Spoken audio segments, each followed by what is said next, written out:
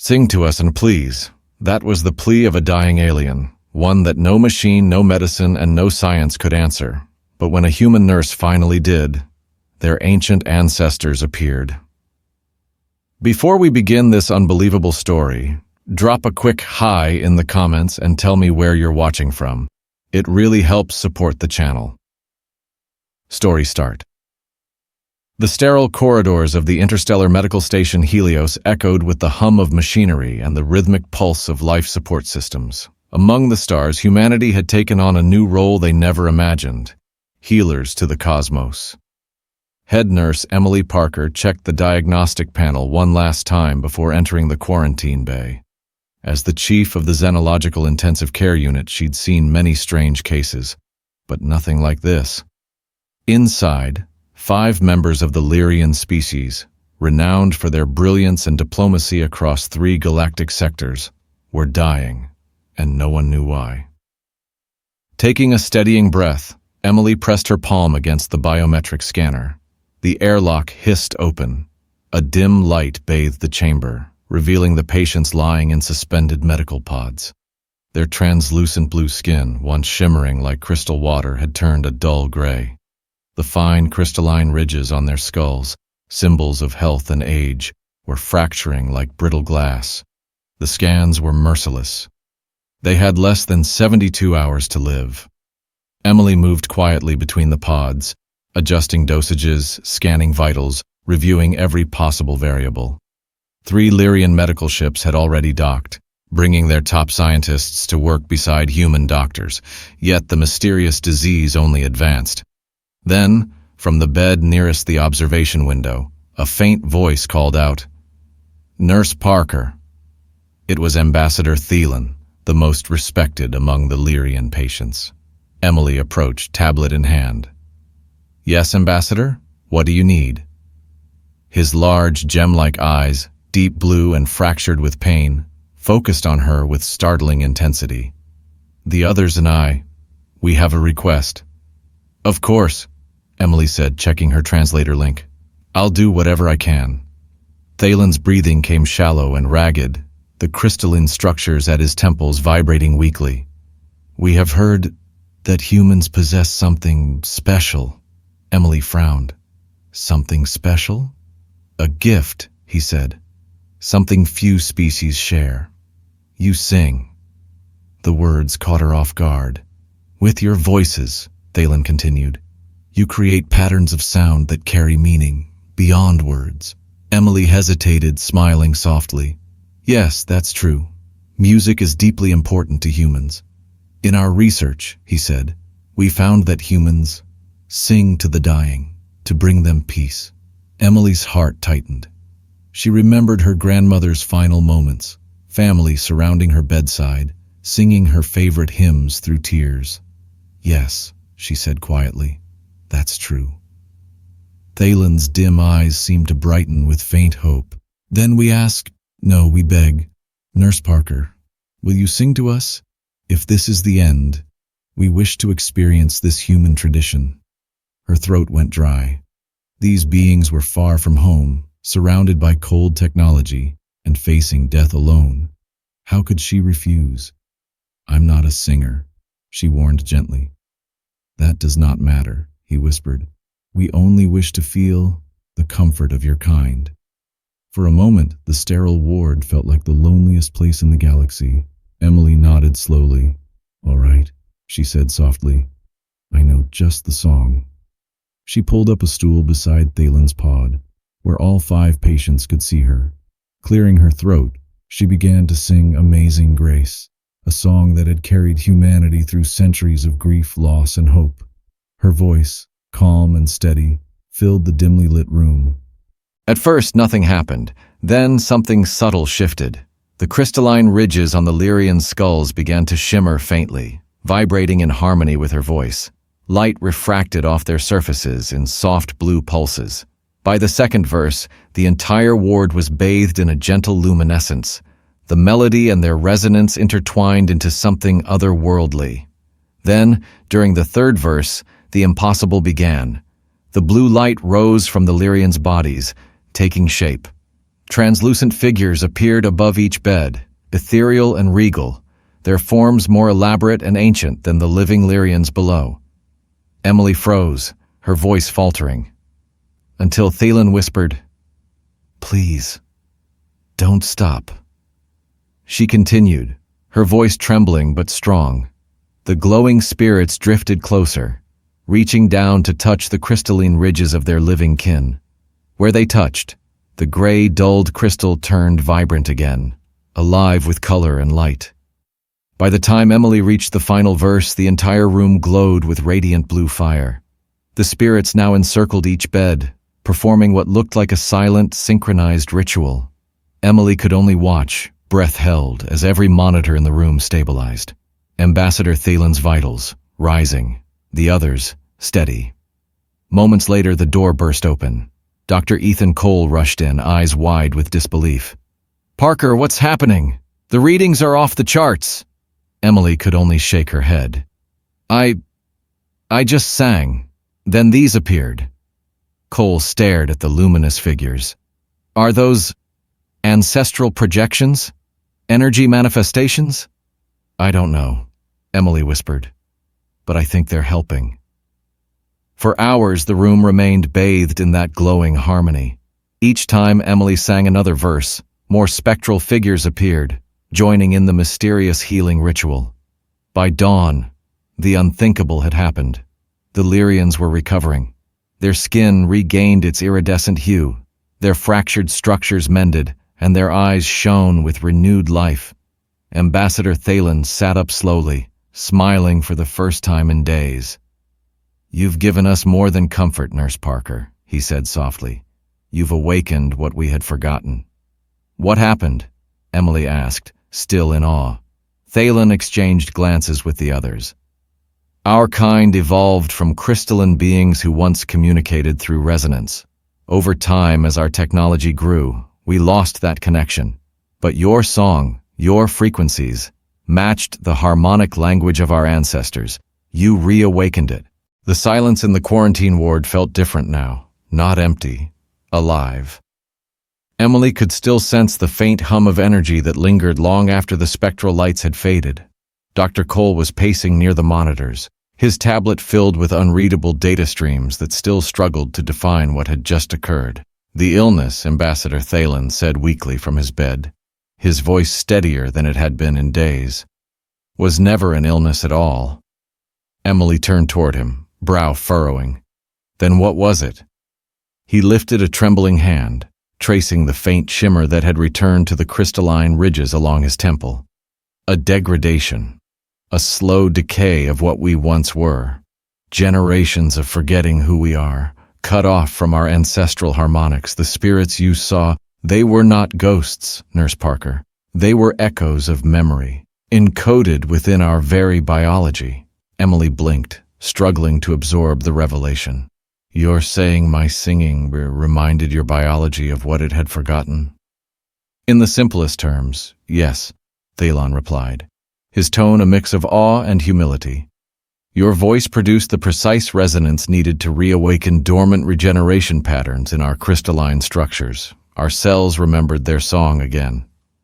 Dr. Cole looked up from his device, his scientific curiosity burning brighter than ever. "You're telling me a human voice triggered cellular regeneration? This could rewrite everything we know about Lyrian physiology." Ambassador Thalen managed a faint smile. "Not merely treatment, Doctor. You helped us rediscover a sacred truth, a piece of ourselves we had lost to the progress of machines and time." Word of the event spread like wildfire through the station and beyond. What began as a desperate plea from dying aliens became a discovery that shook the foundation of interstellar science. Research teams assembled overnight, human musicologists working beside Lyrian resonance specialists, trying to decode the mystery of harmonic healing.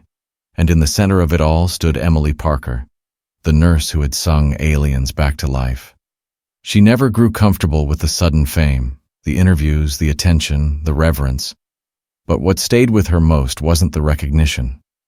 It was that quiet night in the ward, the dim blue light, and the moment when her simple human voice bridged a gap between two worlds. Weeks later, she stood at the observation deck, gazing out at the stars as the Lyrian ship prepared to depart. Thalon approached her, walking with a strength that only days ago had seemed impossible. His crystalline ridges now shimmered with vibrant light. "Our people will never forget what you've done," he said solemnly. "You have given us back more than our lives, Emily Parker. You've returned to us our identity." Emily smiled softly, still processing the enormity of what had happened. "I just sang a song." Thalon's eyes glimmered like polished gems. "Sometimes," he said, "the smallest gestures cross the widest distances."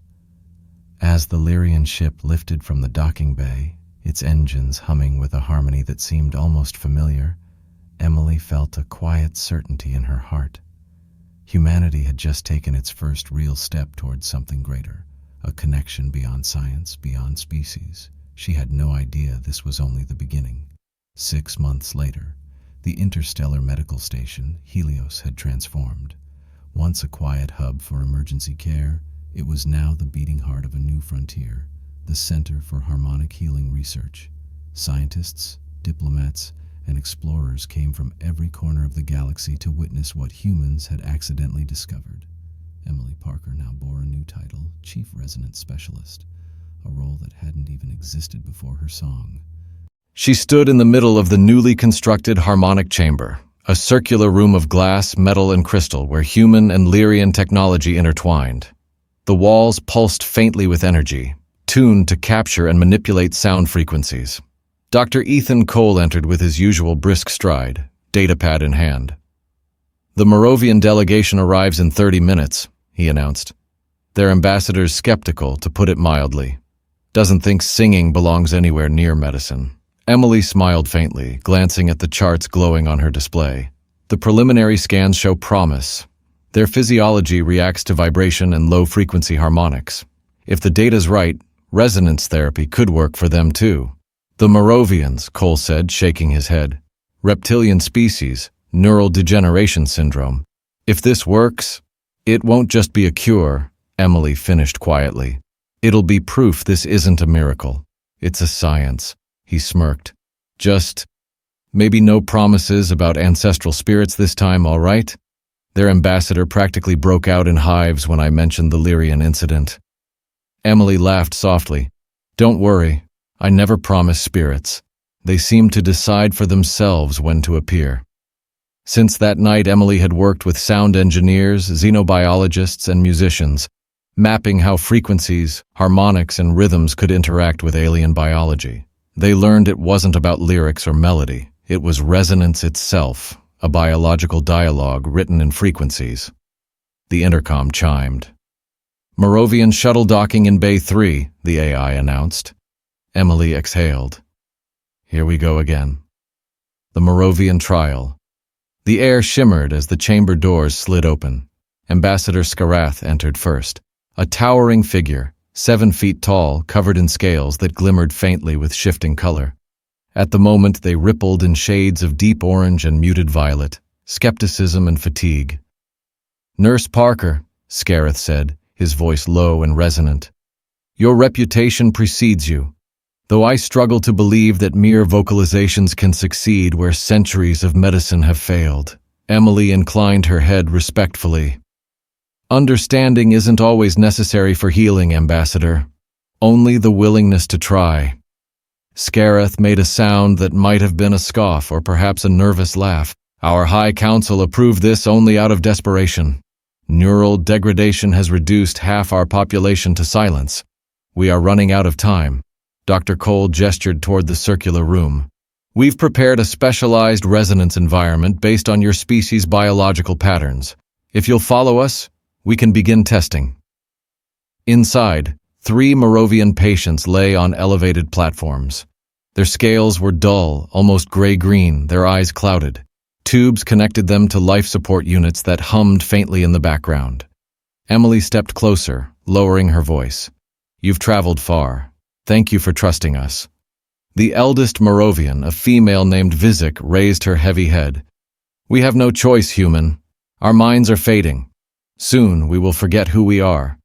Emily nodded solemnly and walked to the center of the chamber, a raised platform surrounded by sound modulators. I'll begin with baseline resonance scans.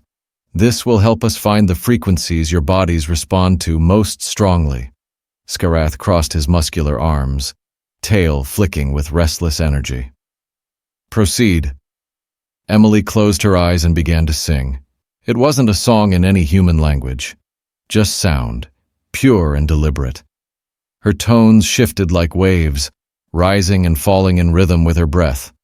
Around her, the modulator rings shimmered, amplifying certain frequencies and feeding them back into the room. At first, nothing happened. The Moravians lay motionless. Their vitals remained unchanged. Skarath exhaled sharply. Then Emily dropped her tone, lower, deeper, weaving in a pulsing rhythm inspired by ancient Moravian drum patterns she'd studied in archaeological data. The monitors flickered. The patient's scales began to faintly glimmer, first in dull green, then brighter like embers being coaxed back to flame. Dr. Cole's voice broke the silence. Energy readings are spiking. Neural clusters are reactivating. Emily adjusted her pitch, blending the alien rhythm with fragments of a human lullaby, soft, steady, almost instinctive. The sound grew richer, warmer, as if the two musical traditions were merging into something entirely new. The Moravians' eyes fluttered open. A soft pulse of light rippled beneath their scales. Ambassador Skarath took a hesitant step forward, disbelief etched across his face. Emily continued to sing. The chamber pulsed with light and vibration, a soundscape born from human and alien resonance. Emily's voice wove through the crystalline frequencies like a thread of living light. The melodies blended, layered, and echoed, forming a haunting symphony that seemed to breathe through the room itself. The Moravian's luminous skin began to shimmer in time with her voice, waves of radiance moving across their scaled forms. On the monitors, readings spiked. Neural sectors, long dormant, flickered to life with unprecedented activity. Ambassador Skarath's eyes widened, his scales shifting through a startled gradient of deep blue. "What is happening to them?" he demanded. Before Dr. Cole could respond, the air above each Moravian began to distort, rippling, alive. From that shimmering haze emerged shapes of pure light, serpentine and majestic, twisting in elegant patterns synchronized with Emily's song. Dr. Cole whispered, voice trembling, "Ancestral manifestations. But these are different, distinctly Moravian." The spectral serpents coiled gracefully around each patient, glowing brighter as Emily's tone deepened. Wherever their luminous forms passed, color surged back into the Moravian scales, dull gray replaced by rich, glistening golds and greens. Ambassador Skarath fell to his knees, awestruck. "The Ancient Ones," he breathed, "the coil-bearers of first memory. They were said to have lifted us from the swamps into sentience. We thought them only myth." Emily didn't falter. Her voice became an instrument of balance, soft yet commanding, holding the fragile link between frequencies and faith. The serpentine spirits began to emit crystalline tones, intertwining perfectly with her melody, forming an ethereal chorus that filled the chamber like a sacred hymn. Then, the eldest patient, Vizik, stirred. Her eyes snapped open, sharp, alive. "I can hear them," she whispered in disbelief. "They speak in the old tongue." One by one, the other Moravians awakened, their movements fluid and purposeful. The colors of their scales glowed with vitality unseen for centuries. Emily sang for hours, her voice raw, transcendent, guiding the harmony as the spirits performed their unseen healing. When she finally stopped, trembling with exhaustion, the luminous serpents lingered for several moments before dissolving into light. Ambassador Skarath rushed forward, scanning Vizik's vitals. "Impossible," he muttered. "The degradation has reversed. Every neural connection restored." Dr. Cole examined the data, stunned. The resonance patterns appear to have activated dormant regenerative circuits in Moravian neural tissue, similar to what we saw in the Lyrians but tailored to their species' biology. Skarath turned to Emily, scales glinting with wonder. But the spirits, what are they? How do you summon them? Emily shook her head gently. I don't summon anything, Ambassador. I only create the conditions for them to emerge, whether they're ancestral consciousness, collective memory, or something beyond us. Vizek reached out, clasping Emily's hand with renewed strength. In our oldest songs, we were told the ancients never truly left, only that we lost the ability to hear. You've restored that bridge. The revelation sent ripples through every scientific and spiritual community in the galaxy. The second miracle spread faster than the first. Within weeks, delegations from a dozen species arrived at Helio Station, seeking what was now being called Parker's resonance therapy. Some came to cure illness, others came chasing hope, psychological traumas, genetic decay, psychic fragmentation. All wanted to know whether the human voice could awaken their own forgotten ancestors. Emily became an unexpected pioneer in interstellar medicine. Healers, scientists, and mystics alike came to learn from her, merging their cultural songs into an expanding discipline known as harmonic healing. 3 months after the Moravian restoration, Emily sat alone in her quarters, scrolling through the growing database of species-specific resonance maps. The work was relentless, but it filled her with purpose. 7 species healed. 7 distinct manifestations of ancestral light. The door chimed. Dr. Cole entered, his face grave. Emily, he began quietly. We need to talk. She looked up. What's wrong, Ethan? He sank into the seat opposite her. The Galactic Medical Consortium has been watching. They're sending representatives to evaluate our work. She frowned. We expected that. We've been open, publishing everything. Yes, but... He hesitated. There are concerns. Some claim this isn't medicine at all, but ritual.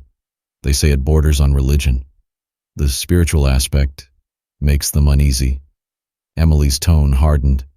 We're healing people. The data is clear. I know, Cole replied. But the manifestations, the spirits, they don't fit within any known medical model. Some of the board members want to classify this as mass hallucination. Emily leaned forward. Hallucinations don't cure cellular decay. The Lyrians and Moravians are still thriving. The Centurions' radiation poisoning is gone. Cole sighed. Which is why we're still operational. But the consortium is sending its top scientists. Not all will come with open minds. Emily turned toward the viewport, stars glittering beyond the glass. Then we keep healing, she said quietly. Cole nodded. And let the truth prove itself. A week later, the consortium delegation arrived, the brightest medical minds of the galaxy, led by Dr. Zirk, a stoic Arctarian known for his ruthless adherence to empirical proof. Their first observation, a near-impossible case, a Durinian crippled by psychological trauma, severed from his hive mind and rendered mute. Durinians were insectoid, their consciousness threaded through collective bonds. Individual healing was nearly impossible. Emily prepared meticulously, studying their neural web and hive signal linguistics. When the session began, the observation chamber brimmed with scientists, scanners, and recording drones. Dr. Zirk addressed her coldly. Nurse Parker, we'll monitor all energy fluctuations and neural readings. Any artificial inducement will be detected. Emily met his stare calmly. No technology needed, Doctor. Only voice and trust. She guided the trembling Durinian Triska to the center of the chamber. I'm going to sing, she said softly. The sounds may feel strange, but stay open. He clicked his mandibles, a hesitant gesture of agreement. Emily began, a pulse of rhythm that mirrored the clicking language of the Durinian hive. Gradually, she wove in a human folk melody, mathematically resonant with their tonal syntax. The two forms merged, alien and human, into a single unearthly harmony. At first, there was nothing. Triska remained motionless. The consortium whispered. Dr. Zirk frowned, taking notes. Then, movement. His antennae quivered. His body vibrated. Energy spike, a technician called. Similar to prior manifestations, but species-specific. The air shimmered. A storm of iridescent particles erupted, swirling with intelligence, a living cloud that moved in time with Emily's voice. Dr. Cole spoke softly, awed. This isn't an individual spirit. It's collective, a hive consciousness taking form. The particles wrapped around Triska, pulsing in precise geometric rhythms. Where they touched, light transferred into his body. Slowly, his trembling ceased. Then, impossibly, he began to speak, in clear, melodic Durinian dialect. "He's communicating," a specialist shouted. "The syntax is archaic. It's high formal speech, centuries old." Emily adapted instantly, her melody blending with Triska's tones. The duet of human and alien filled the chamber like a shared heartbeat. For an hour, the communion continued, song and swarm entwined in perfect resonance. When Emily finally stopped, the shimmering cloud condensed into a radiant sphere and entered Triska's body through his spiracles. He stood motionless, then turned toward the observers. "I am whole again," he said, voice steady. "The ancestral collective has repaired the broken pathways. I can feel my hive." Dr. Zirk stepped forward, scanning frantically. "Impossible," he muttered. "The neural collapse was irreversible." Emily met his eyes. "And yet, here he stands." The room fell into stunned silence. The impossible had happened again. In the days that followed, the consortium wavered between disbelief and revelation. Each new session pushed the limits of what science could explain. Finally, Dr. Zirk, once the harshest skeptic, approached Emily quietly. "All my life," he said, "I've dismissed what I couldn't quantify. But what you do, it exists between the measurable and the divine. We can see the outcome, but never the process." Emily smiled gently. "Maybe some things aren't meant to be dissected, only experienced." Zirk looked thoughtful. "My people once had songs too, healing hymns long forgotten. I called them superstition. Perhaps it's time to sing them again." Emily's eyes softened. "Then start there, Doctor." He nodded slowly, wonder flickering where doubt once lived. "Perhaps I will." 6 weeks later, the Galactic Medical Consortium released its final report, and the galaxy was never the same again. Written in the careful, measured tone of academia, it still carried a quiet thunder between its lines. It stated, "Parker's resonance therapy constitutes a paradigm shift in our comprehension of interspecies healing, suggesting a biological interface between consciousness, ancestral memory, and the sonic architecture of cultural identity." In simpler words, humanity had changed the rules of medicine itself. The report didn't stop there.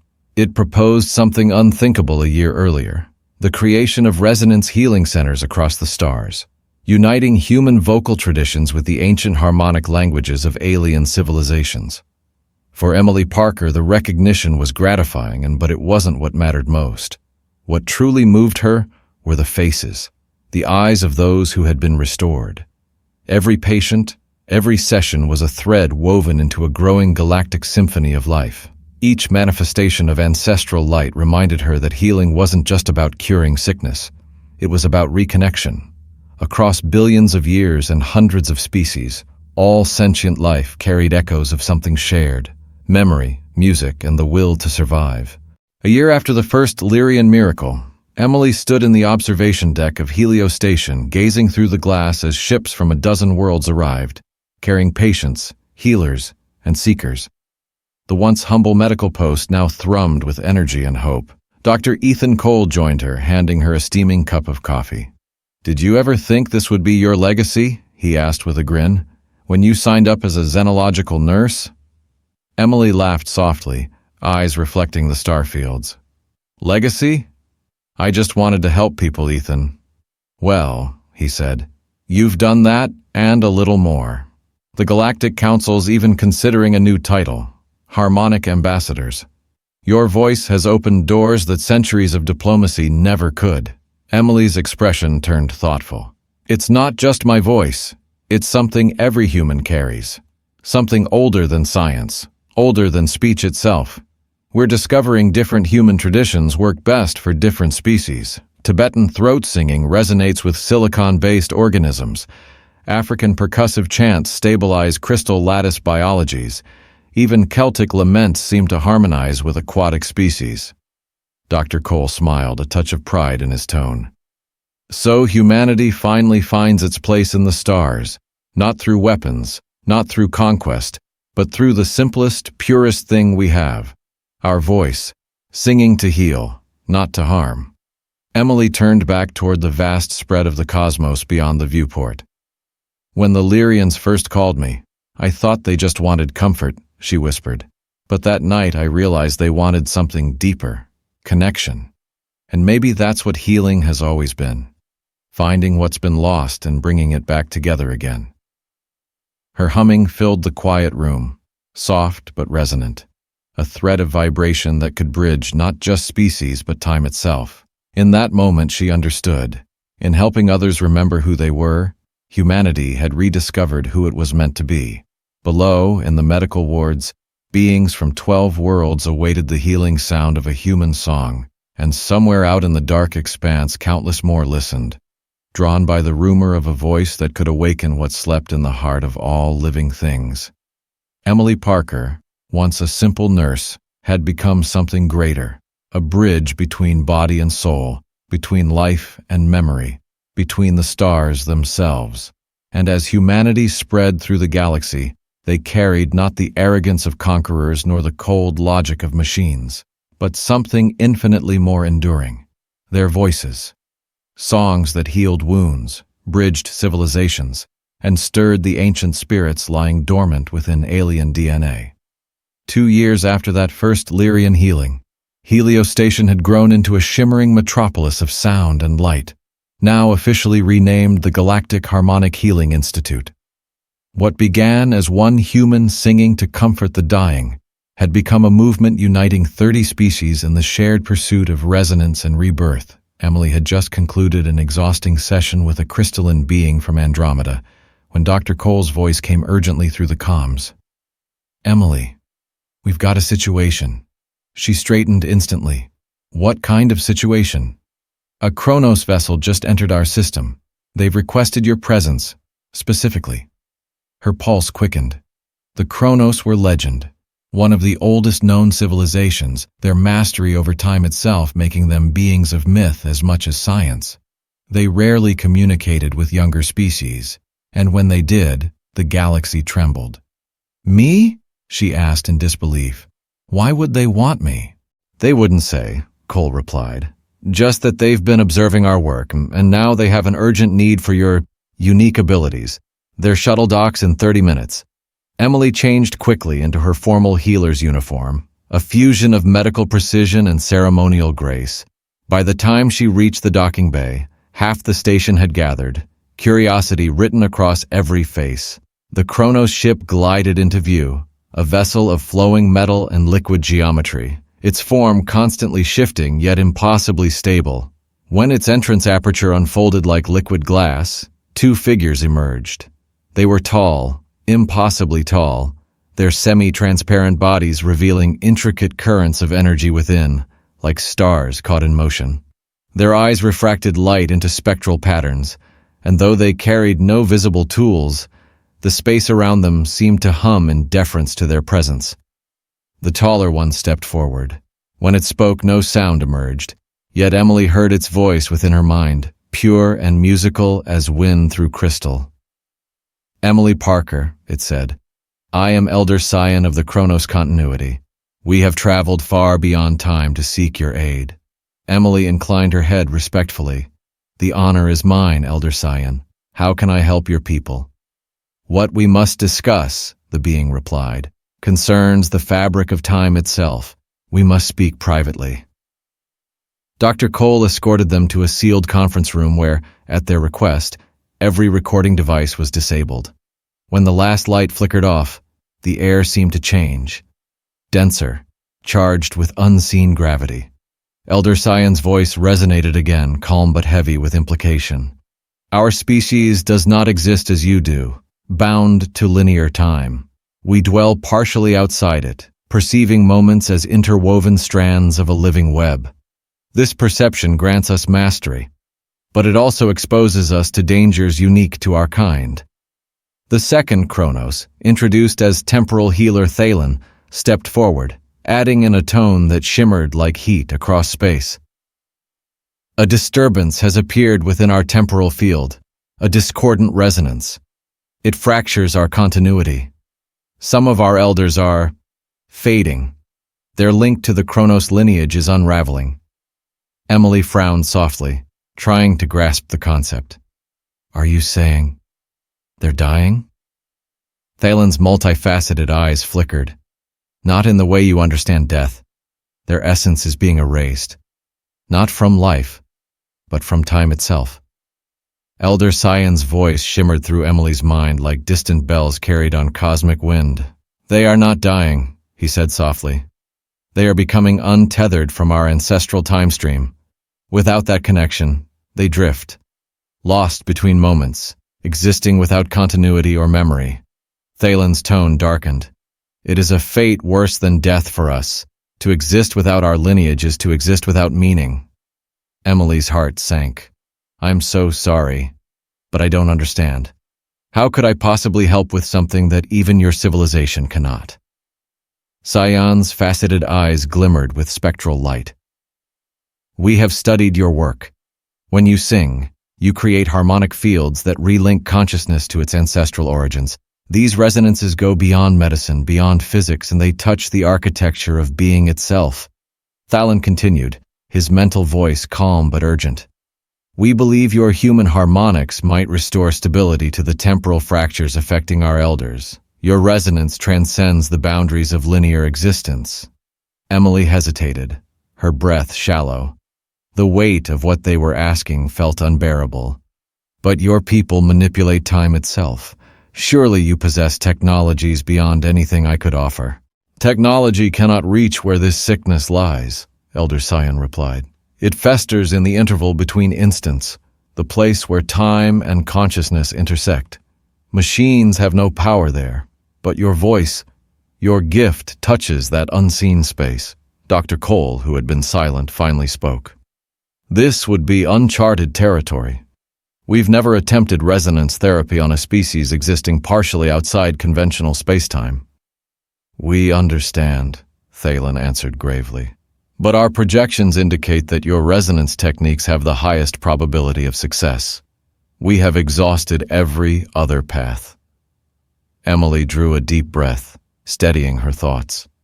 Then I'll need to understand everything I can about your biology, your culture, your ancient tonal language, your sound patterns. Anything that can guide me.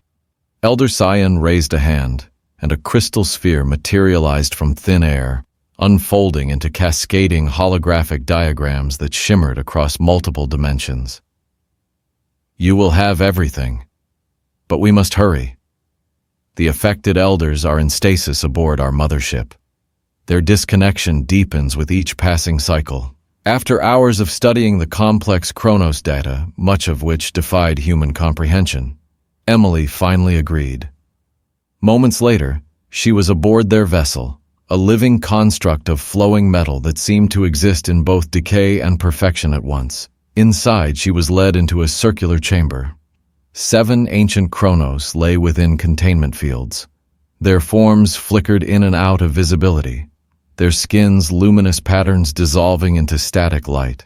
Occasionally, one would vanish completely, only to reappear seconds later in a slightly shifted position.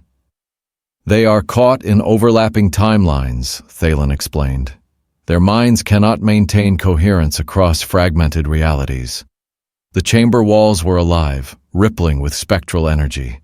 Occasionally they would melt into visions of alien skies, strange constellations, or collapsing suns before solidifying again. This place, Elder Cyan said softly, exists at a temporal nexus, a rare intersection that grants limited stability. It is the only environment where healing might be possible. Emily nodded, grounding herself in the rhythmic cadence of her breath. She recalled the Kronos' ancestral harmonics, the deep interwoven chords that once carried their emotions before they transcended corporeal life. Slowly, she began to sing. Her first tones were steady and pure, aligning with the base frequencies of healthy Chronos resonance. Then she wove in fragments of their ancient harmonic language, echoes of their long-forgotten songs, a bridge between their present and their distant past. At first, nothing happened. The elders continued to flicker, slipping in and out of existence. But Emily persisted. She shifted her voice lower, blending subtle elements of human whale song, the same haunting overtones and sub-bass vibrations that once echoed through Earth's oceans. Then, a change. The flickering slowed. The Chronos forms began to pulse rhythmically with her song. The air shimmered with invisible tides, ripples of temporal energy flowing like translucent rivers through the chamber. The waves intertwined, wrapping around each elder in intricate spirals of light and sound. The room itself seemed to breathe, its walls resonating with the same pulse as Emily's heartbeat. Cyan's mental voice touched hers again. Continue. You are restoring their temporal ancestry. Emily's melody rose higher, carried by intuition rather than thought. The harmonics grew denser, richer, a dialogue between human soul and cosmic time. The energy currents solidified into radiant filaments, like threads weaving a grand tapestry of continuity. One by one, the elders stabilized. Their forms grew luminous and still. The erratic flickering ceased, replaced by the serene shimmer of perfect temporal alignment. Around them, the glowing filaments settled into permanent structures, luminous bridges connecting past, present, and future. Time itself seemed to exhale. When the final note faded, the chamber fell into profound silence. The structures remained, living architecture of resonance and memory. Slowly, one of the elders stirred. I am Time Weaver Corin, the being spoke, its mental voice echoing from both past and future. I am whole again. The continuity flows through me once more. Elder Cyan approached Emily, awe radiating from his form. You have accomplished what our science could not. You have healed the very thread of our existence. Emily's voice trembled. I don't understand how. What I saw, those shapes, those lights, they weren't spirits like before. They were manifestations of continuity itself, Thalen explained. Your song realigned their essence within the time stream. You repaired the rhythm of being. Corin stepped forward, studying Emily with eyes older than stars. You have given us more than restoration, human. You have shown us the nature of existence itself. Emily looked up, her throat raw, but her heart full.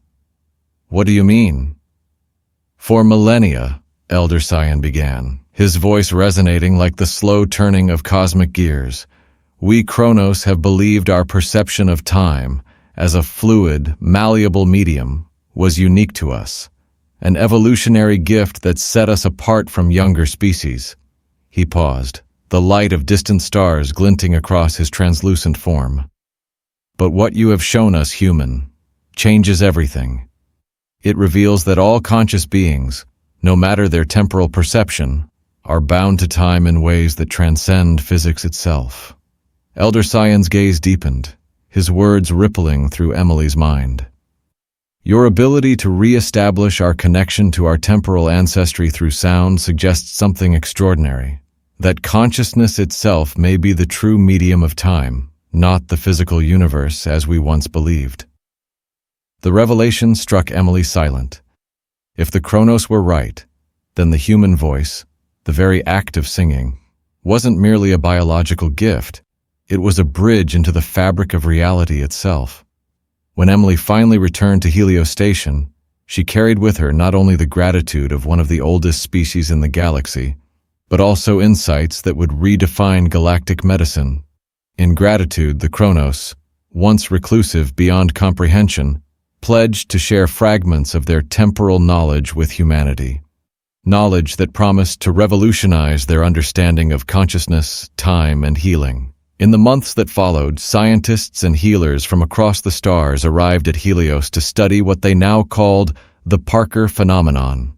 Across dozens of worlds, beings spoke of the human who could awaken ancestral echoes through song. From the ethereal Lyrian spirit projections to the Dorinian swarm harmonies and the Chronos' temporal currents, each manifestation was unique, yet unified by one truth. Human resonance reconnected life with its past, and in that reconnection, healing occurred. 3 years after that first desperate plea from the dying Lyrians, Emily Parker stood before the Galactic Council, a sea of representatives from over 200 worlds, each bearing witness to what had begun as a simple act of compassion. "We still do not fully understand the mechanism," Emily said, her voice steady, carrying through the vast chamber. "But we know it's real. Across every species tested, across every boundary of biology or culture, the human voice can restore what has been lost, the bond between life and its lineage." She let her words linger, her gaze sweeping across beings of every imaginable form: humanoid, crystalline, gaseous, aquatic. "What began as comfort for the dying," she continued, "has become a gateway to healing that touches the body, the mind, and what we can only call the spirit." A low murmur of awe rippled through the assembly. Emily smiled softly. "Perhaps the greatest lesson we've learned is that beneath all our biological differences, every conscious being shares the same thread, a connection to their origins. When that thread is severed, suffering follows. But when it's restored, healing happens in ways beyond science." After the ceremony, Ambassador Thyon of the Lyrians, once her first patient, now his people's chief diplomat, approached her with a ceremonial gift. It was a crystal sculpture shaped like a human throat, set upon a base of rare metals gathered from a dozen worlds. "This will be displayed in the Great Hall of Healing on Lyra Prime," Thyon said. "A symbol of the day a human nurse sang to comfort the dying, and change the galaxy forever." Emily accepted it with quiet humility, her eyes glimmering with emotion. Yet her thoughts were already reaching beyond the celebration. There were still countless species untouched by resonance healing, mysteries waiting among the stars. Later that evening, she stood alone in the observation dome of the council building. The galaxy stretched before her, endless, shimmering, alive. Dr. Cole joined her, coffee cup in hand and a smile of disbelief still lingering on his face. "Quite a day," he said softly. "From one quarantine room to the Galactic Council in just 3 years. Not bad for someone who used to say she wasn't even a singer." Emily laughed gently. "I'm still not. I just found a way to help when someone needed it." Cole's eyes softened. "And in doing so, you redefined what it means to heal. Not bad for a day's work." They stood in companionable silence, watching the starfields drift slowly across the glass. For the first time in known history, worlds across the galaxy were united not by trade or power, but by the resonance of a human voice. "What's next?" Cole asked quietly. Emily's gaze remained on the stars. "We keep singing," she said. "We keep healing. We keep listening. To the stories, to the songs, to the souls of every species we meet, because every note we share brings the galaxy a little closer together." As if to mark her words, she began to hum, a soft, ancient melody that carried echoes of Earth's earliest songs. In the stillness of the dome, surrounded by starlight, her voice became both a promise and a beginning. Somewhere in the vast expanse beyond, ancestral spirits waited to be awakened, fractured connections longed to be restored, and humanity, once small and uncertain, had finally found its true purpose. Not through conquest nor invention, but through the simplest and oldest magic of all, a song. A song that could bridge worlds, awaken the past, and heal the future. All because a human nurse had answered a dying alien's plea. "Sing to us, please."